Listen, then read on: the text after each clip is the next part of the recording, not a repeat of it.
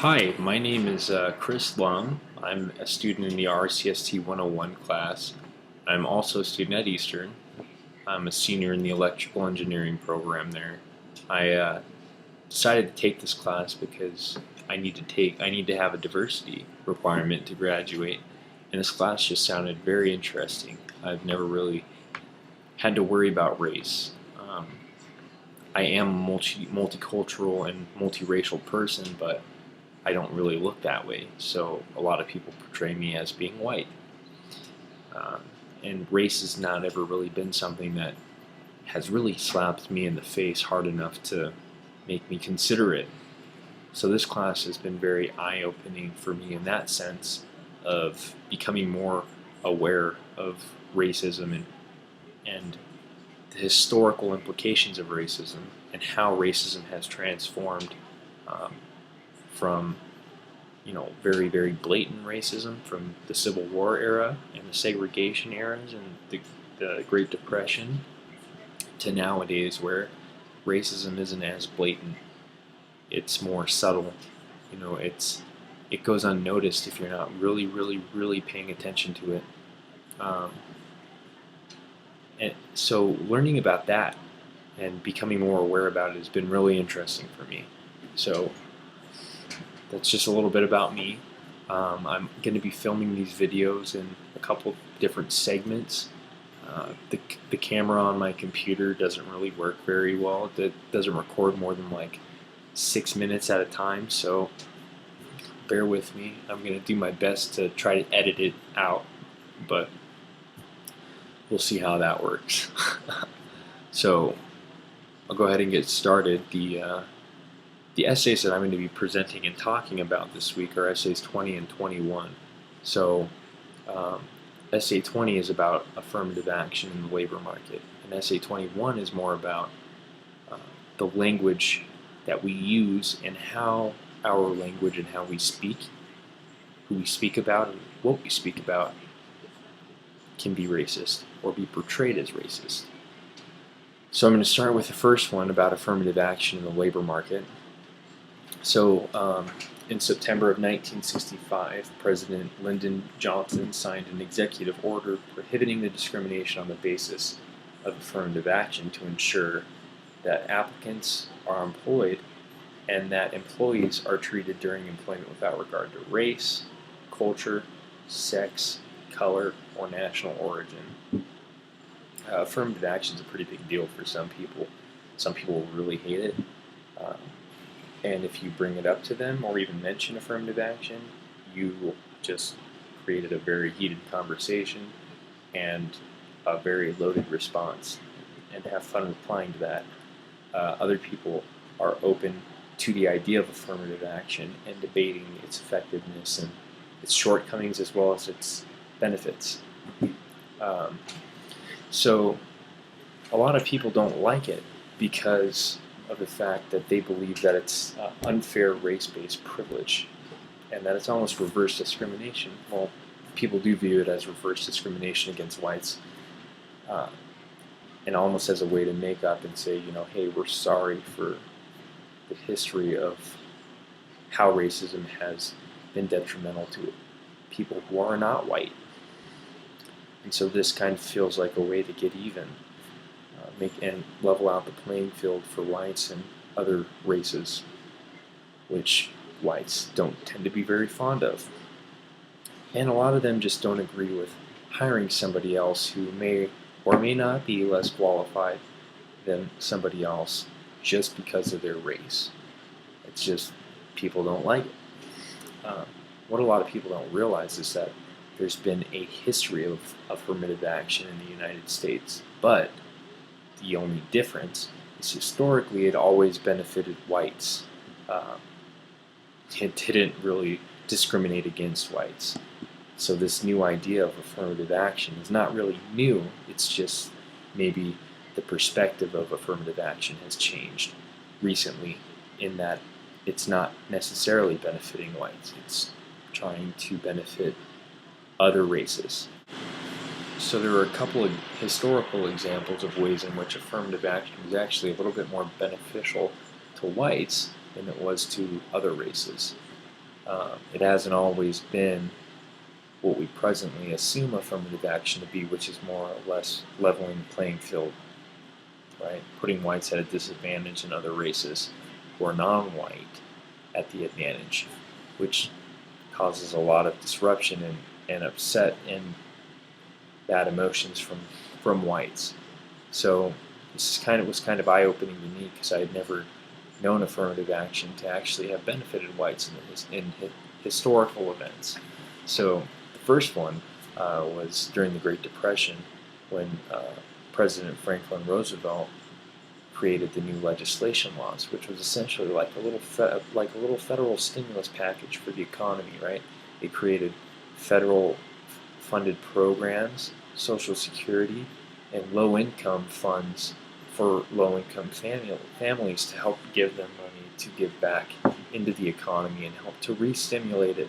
And it was actually very beneficial and helpful to ending the severe economic disruption during the Great Depression. There were 3 ways that they actually rewrote the laws to benefit whites and exclude blacks. So the first way was work-related policies like unemployment and Social Security were designed to leave out as many blacks as possible through racially coded definitions of work. So, unable to be eligible for these programs, you couldn't work in farm-related industries or domestic labor industries, which 60% of blacks worked in the farm-related industries, and 75% of the African Americans in the South also worked in those industries. So that right there alone, just that one method, excluded 75% of African Americans from being eligible for it. The second way that they did this was they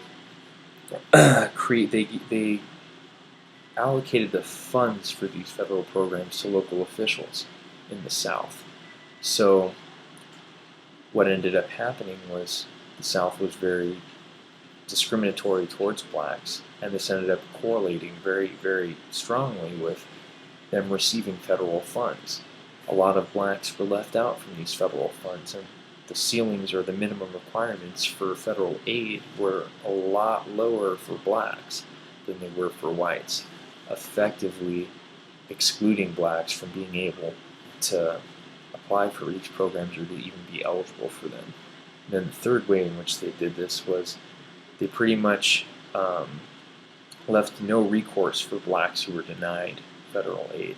So if you were an African American, you applied to receive these federal funded programs and you were denied, there was nothing that you could do to repeal that decision. That decision was done. Nothing you can do about it. And that was pretty eye-opening to me to see that just that one instance, that's affirmative action towards whites. That's helping whites out and excluding, very, very blatantly excluding another race just because you want to. And then another weird one was in World War II. A lot of whites ended up leaving their jobs because of the fact that they were drafted into the war. Well, because a lot of the whites were drafted into the war, they left their jobs. Jobs still needed to be done. A lot of African Americans migrated to the regions in which whites left their jobs, and they began getting recruited for these jobs and working in these jobs permanently. When World War II ended, all of these whites came back from the war looking for jobs, and they actually ended up kicking the African Americans out of the white jobs and rehiring the whites back into their jobs. This is another affirmative action. I mean, it strongly correlates to what we're seeing nowadays and the pushback that whites have for being reverse discriminated against. This is the same thing, but reversed. Right now we are looking more after the whites and putting the blacks down, which was another interesting thing to see. And then the third is the GI Bill program, which is pretty popular with military veterans. It essentially gives people money for school. It's very helpful for paying for your school. And you can also get benefits for buying homes, which a lot of black people were excluded from. And they did this in a couple different ways. So the first way was that they just faced explicit racism from banks. They were unable to receive secured loans, and this meant that they were unable to buy nice houses.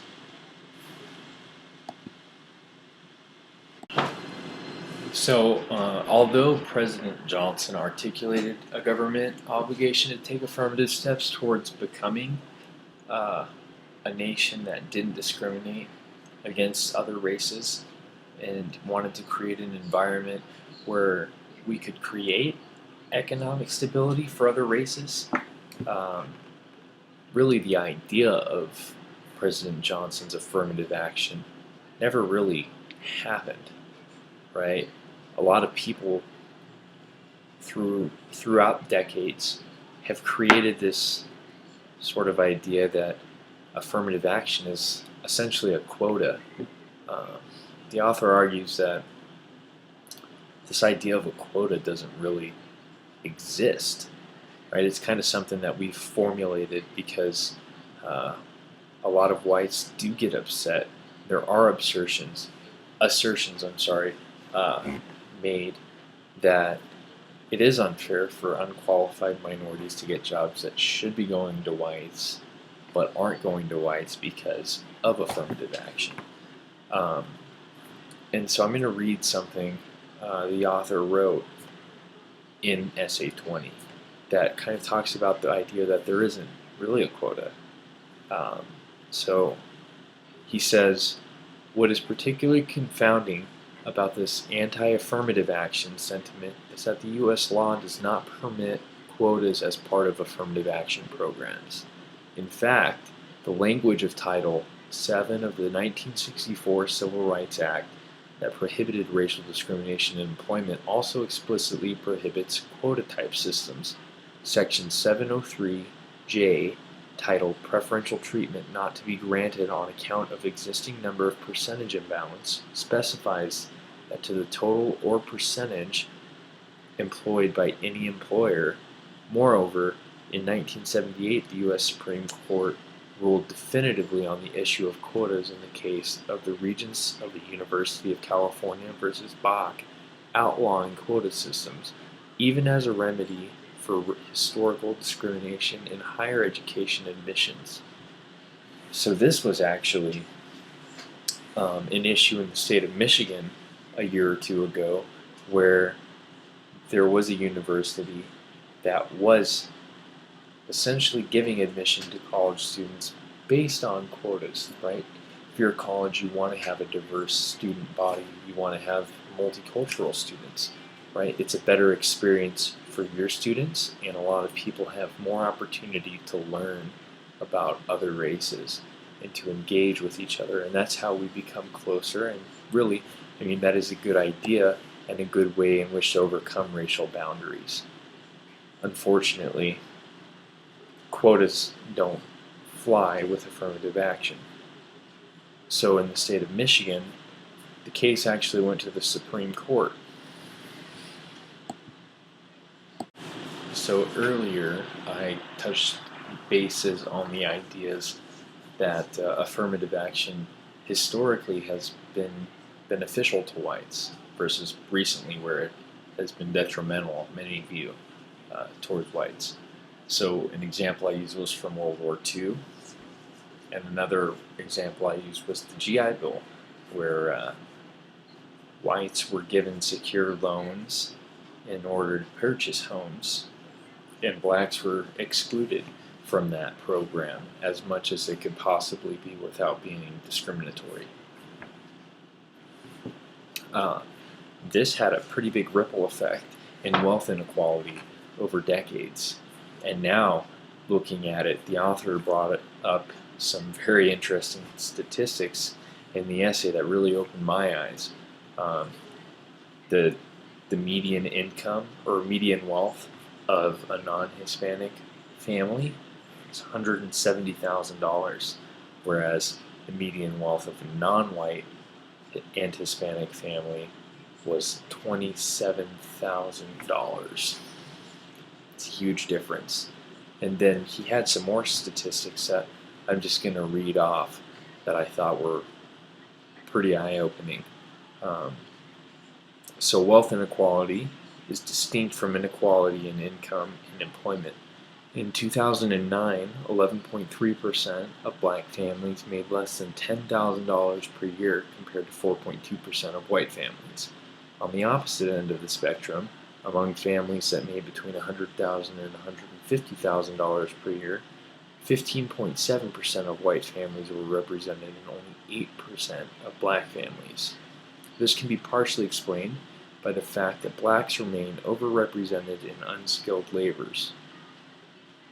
As Bonilla Silva in 2013 notes, in managerial and professional occupations you find 35.43% of white males and 40.64% of white females, compared to 21% of black males and 31% of black females. This occurs in service-related positions too, according to the author, where he says that we find 20% of black males and 26% of black females compared to 10% of white males and 17% of white females.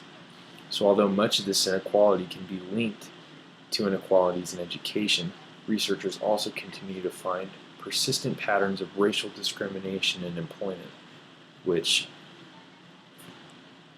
is mind-blowing to me.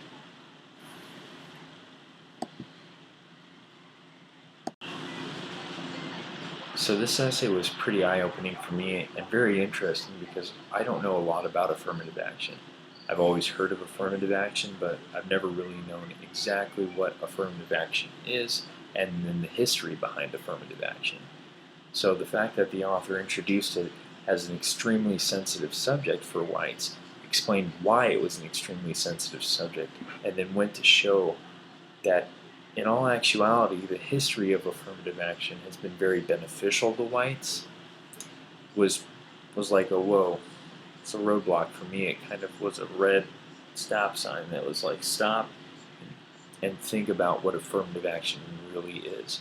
It was an attempt to balance out racial inequality and help give jobs to people who have been underrepresented throughout the history of our country. It's a way to give back and to balance it out. Unfortunately, the author feels like affirmative action has failed in doing this because to this day, there still are so many whites that believe that affirmative action is reverse discrimination and don't agree with it. For instance, he points out that since affirmative action, there have been like 300 cases in which whites have filed cases to the Supreme Court for being reverse discriminated against because they're upset that a job was given to a minority because they're underrepresented and that this isn't fair. Well, 6 of those cases, only 6 of them, were found to actually be unlawfully based on race. The rest of them are just erroneous data and erroneous assumptions made by whites. That really says something about racial inequality. It's still very much alive, and affirmative action really didn't do a whole lot in helping to level the racial inequality that was present when affirmative action was created. It's still here. The idea of quotas still has the author and me confused. Why are people so hung up on quotas? Quotas are actually illegal in affirmative action. In Essay 21, the author talks about language and the power of self-definition. This idea that people create and transmit meaning through language, that race can be transmitted through your language and what you say and how you say it. He starts out by pointing out that students are very intimidated when it comes to discussing race in a classroom setting, just due to the fact that race is such a politically loaded and emotionally loaded subject. I mean, it's something that can get out of hand very quickly if you're not very careful about how you approach it. Because of this, a lot of students feel that they shouldn't say certain things simply out of wanting to be politically correct. And an instance where you see this is, for example, when somebody avoids or feels uncomfortable saying something like Jew, Mexican, Puerto Rican, black, assuming that there's a negative connotation with it. What it does is it stigmatizes everybody that should be proudly associated with that term, according to the author. Um, the author brings up also something that I was unaware of. This idea of an exonym and an endonym. Um, so, an example he used was when Christopher Columbus came to the United States, he coined the term Indian. And this is hundreds of years ago in the colonization of the Americas. He thought that he set foot on India. So, these indigenous people who were populating the country got called Indians because, well, Christopher Columbus thought he was on India. This is an example of what the author calls an exonym. It's a name coined by an outside dominating group for another group. There's also something called an endonym, which is a term coined by a member of the group to describe that group. Like Latinos, for example, literally translates to Spanish speaking and was a term created by the group. So that's something that's called an endonym. Hispanic is an exonym. It's a term coined by an outside group to describe Latinos. The same thing as happens with Oriental. Oriental is an exonym. It translates to of the East. And it's something that only makes sense from the perspective of people who are from the West. So,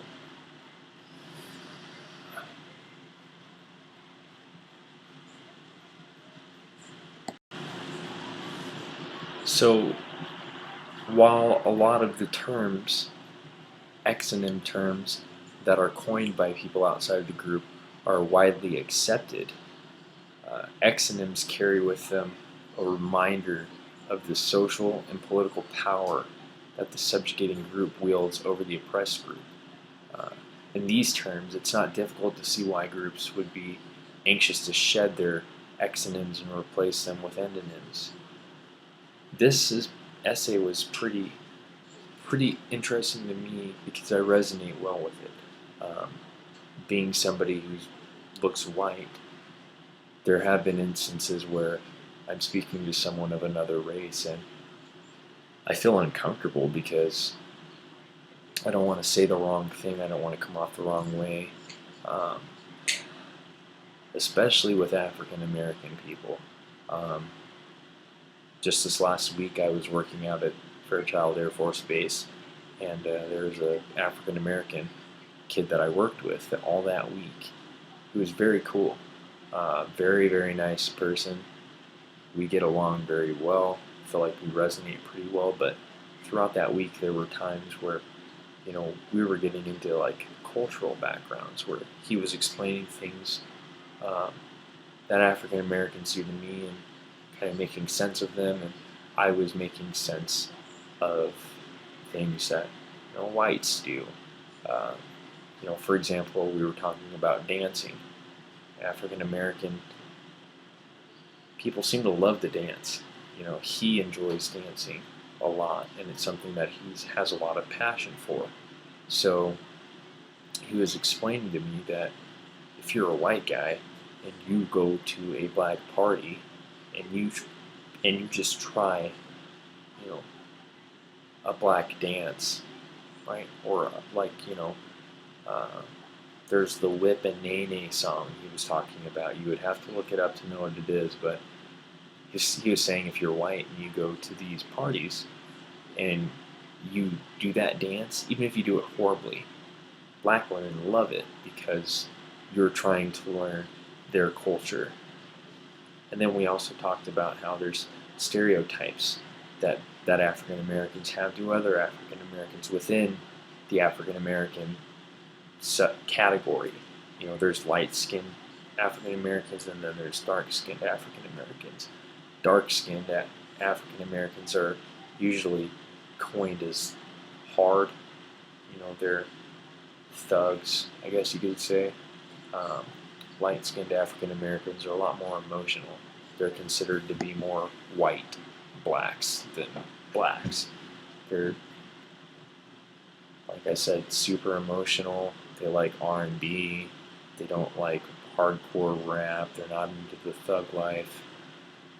They're more Americanized African Americans. And when we were talking, it was very hard for me to be very comfortable talking about this with him because I didn't want to come off the wrong way, especially in the military. You know, if you come off the wrong way and someone complains, uh, you're done. I mean, you get in a lot of trouble for it. And so that was an instance where I felt like I had to be very hypersensitive and careful and politically correct so that I didn't come off as being somebody who discriminates against African Americans or doesn't like African Americans or some prejudiced white guy who doesn't know a thing about black people and doesn't care to know about black people.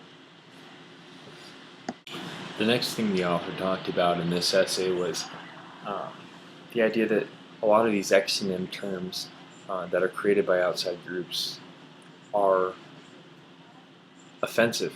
They can come off wrong.